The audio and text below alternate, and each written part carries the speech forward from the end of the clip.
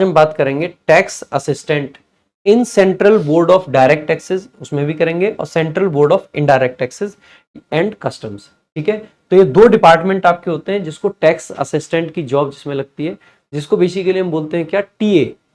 TA 2400 grade pay की post है। पहली बात ध्यान देंगे, एसएससी सीजीएल में 2400 ग्रेड पे से लेके और 4600 ग्रेड पे तक की सारी मतलब सारी तरीके की नौकरियां हैं। टीए की कट ऑफ अक्सर करके सबसे कम जाया करती है और काफी सारी वैकेंसीज होती हैं।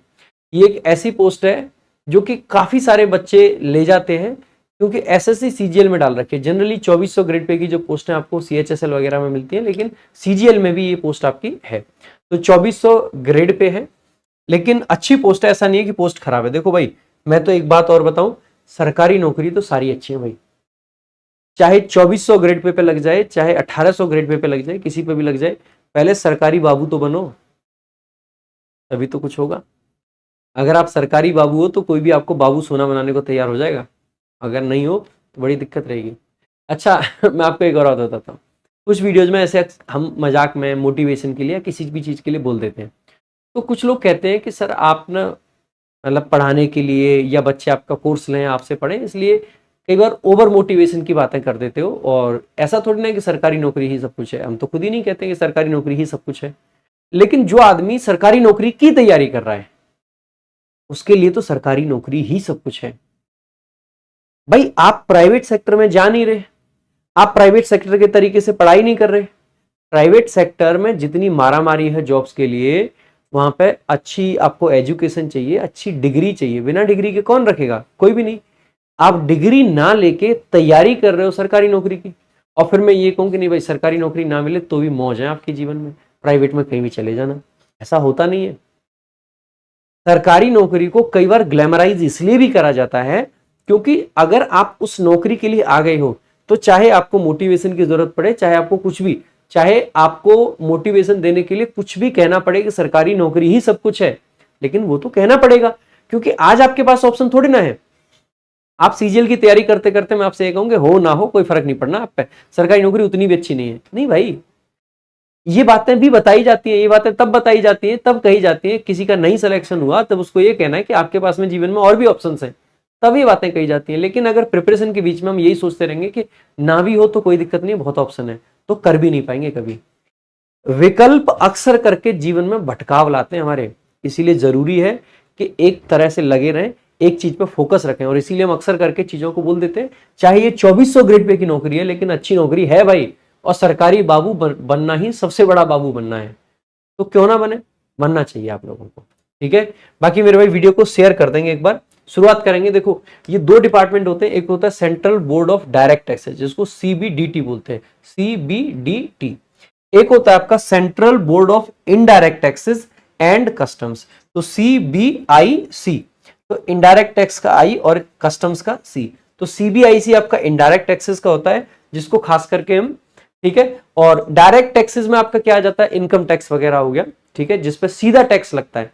इनडायरेक्ट टैक्सेस में जैसे आपने कोई सामान खरीदा है, ठीक है, जैसे आप बिस्किट लेके आते हो तो आपको तो क्या लगेगा, बिस्किट के पैसे देके आए, लेकिन उसमें भी टैक्स शामिल है गवर्नमेंट का, वो इनडायरेक्ट टैक्स है आप पे।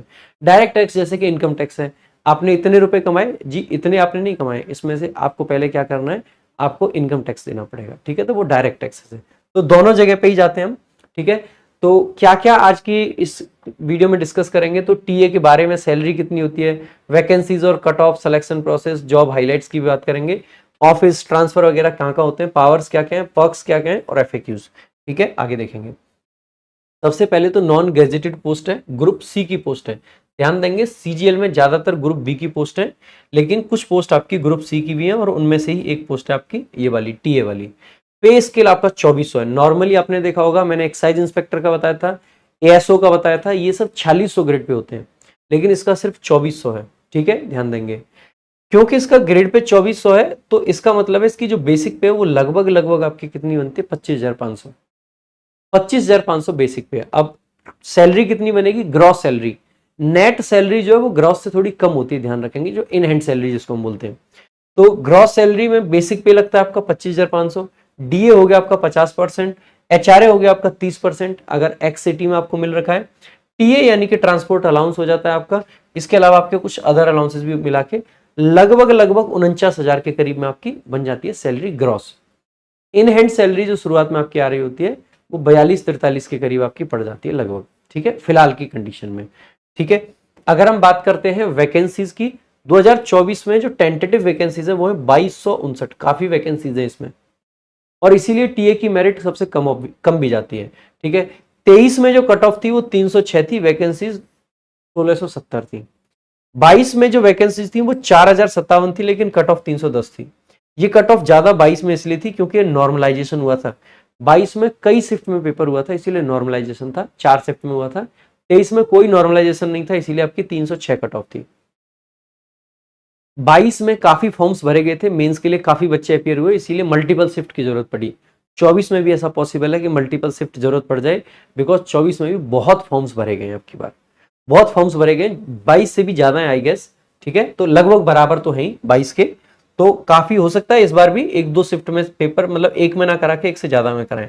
प्रोसेस वही रहता है जो आपका सीजीएल का प्रोसेस है। 200 नंबर का प्री का आपका पेपर होता है जो कि क्वालिफाइंग इन नेचर है।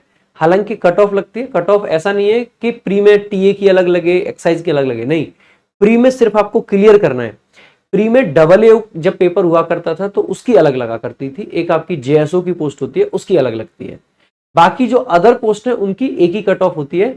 तो उस कट ऑफ में एक्साइज इंस्पेक्टर से लेके टीए तक सब उसी में है, तो एक ही कट ऑफ लगती है। कट ऑफ लगभग 140-145 आपकी जाने के चांसेस है, ठीक है। कंप्यूटर भी होता है आपका, इसके अलावा फिर मेंस होता है, टीयर 2 जिसको बोलते हैं। मेंस 390 नंबर का होता है, जिसमें से 90 नंबर मेंस में मैथ्स के हैं, 90 रीजनिंग के हैं, 75 जीएस के और इंग्लिश के 135 है। इंग्लिश की बहुत वैल्यू है, इसीलिए इंग्लिश पे मैं फोकस करने के लिए बार बार आपको बोलता हूँ। टाइपिंग सबके लिए मैंडेटरी है, चाहे पोस्ट 2400 ग्रेड पे की है, चाहे पोस्ट 4600 ग्रेड पे है, टाइपिंग सबके लिए मैंडेटरी है, 28 की स्पीड। कंप्यूटर सबके लिए मैंडेटरी है, जिसमें 60 नंबर का होता है, इसकी कट ऑफ आपकी लगती है अलग से, ठीक है। तो कंप्यूटर भी क्वालिफाइंग है। फाइनल जो आपकी पोस्ट मिलनी है उसमें आपका फर्क नहीं पड़ेगा। आप कहोगे क्वालिफाई तो करना ही है, पोस्ट में फर्क पड़ेगा क्या, नहीं पड़ेगा, क्या फर्क पड़ता है? पड़ता है मेरे भाई। मान लीजिए कंप्यूटर पर आपने बहुत फोकस करा और आप कंप्यूटर में 60 में से 35 या 40 नंबर ले आए या 45 नंबर ले आए, तो वो आपके नंबर जुड़ेंगे नहीं। ऐसा नहीं है कि उससे आपकी रैंक इंप्रूव हो जाएगी ना, वो क्वालिफाई कर लिया। मान लीजिए कट ऑफ लगाते हैं 30 नंबर पे, 30 पे कट ऑफ लगी, जिसके 30 है और जिसके 45 है उसमें कोई फर्क नहीं, बराबर है, ठीक है। बाकी डॉक्यूमेंट वेरिफिकेशन जो होता है वो डिपार्टमेंट के द्वारा ही होता है। कोई इंटरव्यू नहीं है, कोई मेडिकल नहीं है, कोई फिजिकल नहीं है, कोई आई टेस्ट नहीं होंगी, कोई आपका छोटा मोटा कोई हाथ वाथ में कुछ कट है, उंगली गायब है, कुछ ऐसा है, कोई फर्क नहीं पड़ेगा, ठीक है। तो ये पोस्ट ऐसी है, इसमें मेडिकल का कोई भी रोल नहीं है। कंप्यूटर बेस्ड आपका एग्जामिनेशन होता है। टीयर 1 इस तरीके से रहता है और टीयर 2 आपका इस तरीके से रहता है। सेक्शन 1 1 घंटे का होता है, 30-30 क्वेश्चन होते हैं मैथ्स रीजनिंग के, 1 घंटे के अंदर निपटाने होते हैं। इंग्लिश के 45 क्वेश्चन और जीएस के 25 क्वेश्चन होते हैं, ये दोनों मिला के 1 घंटे में निपटाने होते हैं, ठीक है। उसके बाद में टाइपिंग होती है। जॉब हाइलाइट्स की अगर बात करें तो जॉब कैसे क्लैरिकल काम है, ऐसा नहीं है कि आपको फील्ड जॉब मिलेगी कि घर घर जाके टैक्स कलेक्ट करके लाना है, वैसा नहीं है। क्लैरिकल काम है, ऑफिस में बैठना है, अच्छे से एसी ऑफिस होते हैं, कोई दिक्कत की बात नहीं है, ठीक है। ये बड़ी सूटेबल जॉब है जो पर्सन विद डिसेबिलिटी होते हैं उनके लिए। इसके अलावा कलर ब्लाइंडनेस अगर किसी के है तो उसके लिए भी खूब सूटेबल है। इसके अलावा गर्ल्स के लिए भी जॉब ठीक है, खराब नहीं है, ठीक है। No hectic schedule, hectic schedule बिल्कुल भी नहीं है। फिक्स्ड ऑफिस आवर्स होते हैं इसमें। ट्रांसफर्स आपके होते नहीं है, सिर्फ जोन में ही ट्रांसफर होते हैं, आउट ऑफ जोन ट्रांसफर नहीं होगा। जो जोन मिल गया वो मिल गया। ये बेसिकली वही जो आपके एक्साइज इंस्पेक्टर वाली पोस्ट है ना, उसी के नीचे की एक पोस्ट है, वो ऊपर की है और ये नीचे की है, इतना सा फर्क है, ठीक है।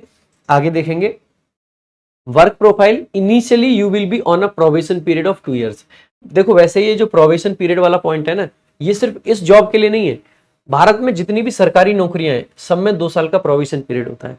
2 साल के बाद में आपको परमानेंट एम्प्लॉय माना जाता है। 2 साल तक आप प्रोबेशन पे होते हो, यानी कि एक टेम्परेरी पीरियड होता है। ऐसा नहीं है कि इसमें आपको नौकरी से निकाल दिया जाएगा या कुछ ऐसा होगा, लेकिन अगर जीवन में नौकरी जाने के सबसे ज्यादा चांस कहीं होते हैं तो वो इसी पीरियड में होते हैं, क्योंकि प्रोबेशन है, इस टाइम पे आप सीख रहे होते हैं, इस टाइम पे आप परमानेंट एम्प्लॉय नहीं बने होते हैं भारत सरकार के। इसके अलावा इसमें ऑफिस आवर्स फिक्स है, एकदम कोई दिक्कत नहीं है। एडमिनिस्ट्रेशन का काम है, स्टेब्लिशमेंट यूनिट है, अकाउंट से रिलेटेड काम रहता है, ज्यादा कुछ नहीं है। इसका और मेजर काम रहता है असिस्ट करना हायर ऑफिसर्स को, खास करके जो एक्साइज इंस्पेक्टर वगैरह होते हैं उनको। स्क्रूटनाइज करना है आईटीआर वगैरह को, कैलकुलेटिंग टैक्स लाइबिलिटीज वगैरह, आइडेंटिफाई करना है जो डिफॉल्टर्स हैं, वो जो टैक्स वगैरह नहीं भरते, ठीक है। और जो पेनल्टी वगैरह लगती है वो लगानी होती है, ठीक है। अगर हम इसके अलावा बात करें प्रमोशंस की, तो 10 साल तक टीए लगभग रहते हैं। हालांकि लगभग 2 से 3 साल बाद आप डिपार्टमेंट के अंदर ही एग्जाम्स होते हैं, वो देने के लिए एलिजिबल हो जाते हैं, जिसके बाद में आप एग्जीक्यूटिव असिस्टेंट बन सकते हैं। लगभग 5 साल बाद में आप इंस्पेक्टर बन जाएंगे, और ये वही जीएसटी इंस्पेक्टर है जो आपके डिपार्टमेंट में बनते, आपने देखे सीजीएल से ही जाते हैं। इसीलिए ये कहा जाता है कि देखो, जो काम लगभग आप 12-15 साल की सर्विस के बाद करने वाले इंस्पेक्टर अगर नॉर्मली चले तो, या पेपर देके भी निकालोगे तो भी भाई 5 से 7 साल तो मिनिमम लगेंगे आपको इंस्पेक्टर बनने में। 7 साल मान के चलो, मिनिमम से मिनिमम 7 साल मान लो। 7 साल बाद जिस पोस्ट पे आप पहुंच पाओगे ना, अगर थोड़ा सा और मेहनत कर जाए, टीए की कट ऑफ में और एक्साइज की कट ऑफ में पता है कितना फर्क रहता है? 8-10 नंबर का रहता है, ज्यादा से ज्यादा पड़ेगा तो 20 नंबर का फर्क मान लो। 20 नंबर का मतलब है मेंस में एक क्वेश्चन की वैल्यू है 4 नंबर, क्योंकि सही हुआ तो 3 मिलेंगे, गलत हुआ तो 1 कटेगा, तो 4 नंबर वैल्यू है ओवरऑल देखें तो। यानी कि 5 क्वेश्चन का फर्क है, और ये 5 क्वेश्चन आपको 7 साल पीछे कर सकते हैं, 7 साल। इसीलिए इस टाइम पे जो आपका स्ट्रगल टाइम है, मेहनत का टाइम है, इस टाइम थोड़ी एक्स्ट्रा मेहनत करना सीखें, जिससे कि जॉब के बाद में थोड़ा आराम करने का वक्त मिल पाए। कहीं ऐसा ना हो कि जॉब लगने के बाद भी डिपार्टमेंटल एग्जाम है, पढ़ना पीछा नहीं छोड़ पाए। और ऐसा ना हो कि जो लोग आज आप और आपका रूममेट दोनों साथ तैयारी करते हैं, एक का सिलेक्शन एक्साइज इंस्पेक्टर में हो और आप टीए बन के रह जाओ, वैसा भी नहीं हो। नौकरी टीए की भी अच्छी है, खराब नहीं है, लेकिन मेरे भाई कई बार ये बात बड़ी कचोटती है। हम बहुत मेहनती होते हैं, हम बहुत पढ़ने वाले होते हैं, लेकिन हमारा रूममेट जो अक्सर करके आराम भी कर रहा होता है लेकिन थोड़ा ढंग से पढ़ता है, क्योंकि उसकी स्ट्रेटजी पढ़ने की सही होती है, वो सोर्सेस सही फॉलो करता है, और वो आपका इंस्पेक्टर बन के निकल जाता है। सेम ही डिपार्टमेंट में आप और आपका दोस्त जूनियर सीनियर हो जाओगे तो अच्छा नहीं लगेगा आपको। इसीलिए थोड़ी एक्स्ट्रा मेहनत कर लेना, लेकिन कोशिश करना कि एक्साइज इंस्पेक्टर बन पाओ। ऐसा नहीं है कि फिर टीए कोई बनेगा ही नहीं, सब मेहनत कर जाएंगे, ये भी बनेंगे, लेकिन आप तो एटलीस्ट कोशिश कर ही सकते हैं, ठीक है। आगे इसके बाद में सुपरिटेंडेंट बन जाते हैं, और उसके बाद में असिस्टेंट कमिश्नर तक आप पहुंच सकते हैं, ठीक है। आगे की अगर हम बात करें तो और क्या क्या पक्ष मिल जाते हैं, तो देखो पक्ष में लिमिटेड मोबाइल फोन बिल, ये सारे जॉब के लिए है। मेडिकल की फैसिलिटी सबको मिलती है, ट्रांसपोर्ट का कंपनसेशन सबको मिल जाता है। उसके अलावा central government health scheme CGHS सबको मिलता है, जितनी भी आपकी सरकारी नौकरियां हैं। इसके अलावा इंश्योरेंस मिल जाता है सेंट्रल गवर्नमेंट का, ठीक है। तो ग्रुप इंश्योरेंस स्कीम के अंदर ये सब में मिलता है, इसमें अलग नहीं है। नॉर्मल ट्रेनिंग होती है 15 दिन की, उसके अलावा जॉब प्रोफाइल पे बेस्ड आपकी ट्रेनिंग होती है, अलग अलग जॉब प्रोफाइल में अलग अलग ट्रेनिंग रहती है, ठीक है। इसके अलावा मेरे भाई पोस्टिंग कहाँ कहाँ होती है, तो देखो जीएसटी और कस्टम्स दोनों की अलग अलग है। जीएसटी वाले बेसिकली हेडक्वार्टर्स सेक्शन में चले जाते हैं, जैसे कि एस्टेब्लिशमेंट हो गया, एडमिनिस्ट्रेशन हो गया, अकाउंट्स हो गया। ये आपके यहाँ पे क्या बोलते हैं, दिल्ली में भी खूब पोस्टिंग मिल जाती है टीए को, ठीक है। तो दिल्ली में खूब पोस्टिंग मिलती है। बाकी कस्टम्स वाले एयरपोर्ट पे, पोर्ट पे वहीं लगते हैं, अक्सर करके साउथ में पोस्टिंग मिलती है, ठीक है, साउथ में, ठीक है। नेक्स्ट कुछ एफएक्यूज की बात कर लेते हैं, जो बच्चे फ्रीक्वेंटली क्वेश्चंस पूछते हैं। ट्रांसफर होता है या नहीं, तो इस जॉब में केवल उसी जोन में ट्रांसफर हो सकता है जो जोन आपको इनिशियली मिला है, आउट ऑफ जोन ट्रांसफर नहीं होता है। टीए को प्रमोशन आसानी से मिलता है कि नहीं, आसानी से कुछ नहीं मिलता है जीवन में, खूब मुश्किल है भाई प्रमोशन। मैं आपको फालतू में ये कहूंगी बहुत आसान प्रमोशन है, जाओ टीए बन जाओ। क्यों बन जाओ टीए? पहले से ही तैयारी करो, एक्साइज इंस्पेक्टर बनो। पर जीवन में फिर कह रहा हूं, आसान कुछ भी नहीं है। जितना कंपटीशन आज आपको लगता है ना यहाँ पे कि यार सीजीएल में इतना कंपटीशन है, जब आप डिपार्टमेंटल एग्जाम दोगे ना, कंपटीशन वहां पे भी है। क्यों है वहां पे? वहां पे जितने पेपर दे रहे होंगे वो पहले से सेलेक्टेड है। जैसे आप सेलेक्टेड हो तो आप एक अच्छे स्टूडेंट हो। यहाँ पे तो सीजीएल में तो बहुत सारे वो लोग हैं जो कि मतलब हो सकता है उतने इंटेलिजेंट भी ना हो, क्योंकि सब तरीके का क्राउड पेपर देता है। लेकिन वहां पे तो वही चुनिंदा लोग पेपर देंगे, क्योंकि डिपार्टमेंट में अगर गए हैं तो सेलेक्ट होके गए सीजीएल से। तो जितना इंटेलिजेंट आप अपने आप को समझते हो, उतना ही वो भी है बाकी लोग। और सबका प्रमोशन तो नहीं होता है, सबका नहीं होता है, तो कंपटीशन वहां पे भी पूरा हाई है। इसीलिए कहीं भी किसी भी चीज को आसान मान के मत करो काम। तो कंपटीशन हर जगह है, तो फालतू में ये मत समझना कि आसान है वहां पे, तो ऐसा नहीं है। क्या इसमें होम स्टेट में पोस्टिंग मिल सकती है? मिल सकती है, अगर मार्क्स आपके अच्छे हैं तो वो भी पॉसिबल है इसमें।